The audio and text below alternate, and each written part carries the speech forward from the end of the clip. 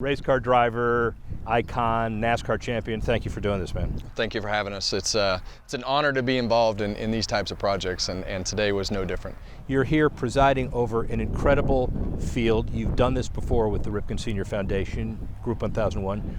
So basically, how do you feel after cutting the ribbon on a multi-purpose facility that's going to service thousands of kids?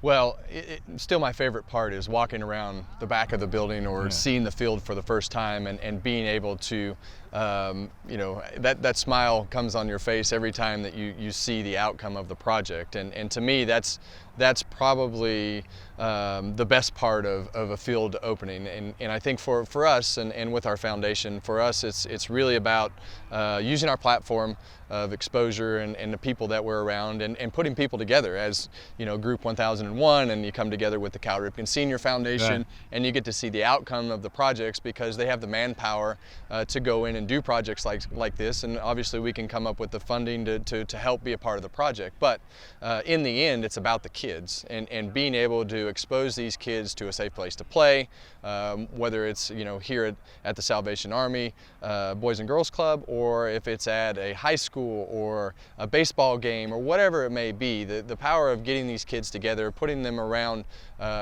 people who want to make their life better, and them realizing that and taking that to the next level is really what it's all about. But a project like this will affect thousands of kids' lives for years to come. And clearly, when you come back here and you watch the kids play at Kevin Harvick Field, let me just tell you that usually fields are named after people after they die, so congratulations. You feeling okay? Everything all right? I'm feeling fine. And honestly, that's probably why you've seen that increase in people wanting to enjoy these types of projects while they have the means to do it and are still alive, because it is very, very gratifying to do something like this and see those kids be able to play and see the smiles on their face. It's very rewarding, and because this doesn't go away, and so being alive and being able to experience that is quite an honor. And he's very much alive, ladies and gentlemen. But the iconic interest about this, and we heard about that today, is that you and Cal, who are two of the greatest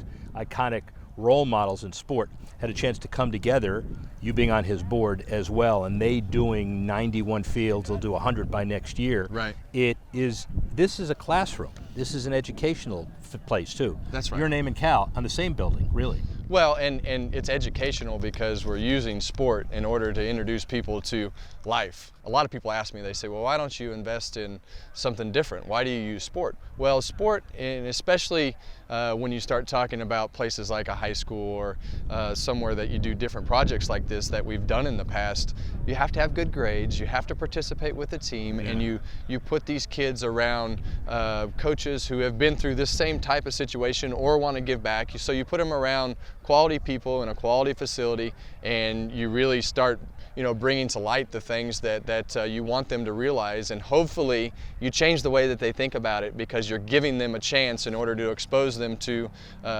changing the course of their life with something that is positive. Well, and you and Delana started the foundation, I think in 2010 is the number. Yeah. What were the kind of early tenets of your foundation? Why did you create it, and who do you want to reach? Early on in our foundation, we started the foundation because we actually had a sponsor who was doing some polling on us, and we scored a 0 in the philanthropy column. Oh, no. Yeah. Right. So we That's had always a definite misperception. Well, it was, and that was really the biggest reason that we started the foundation was, to let people know that we are doing things in the community, and we already had been doing those things, but we tried to do them privately. So we started the foundation, and obviously it has grown through the years, and being able to partner with the Ripken Foundation has allowed us to do bigger projects and be a part of that. So the power of people, putting good people together and making these types of projects bigger by grouping resources together really makes them impactful. I know you mentioned Cal as a role model, but when you look at the foundation perspective, who else do you look at, and not just in the sports world, to see, hey, man, these people are doing some really good things we should copy or emulate? Yeah, I never like to copy. Yeah. But I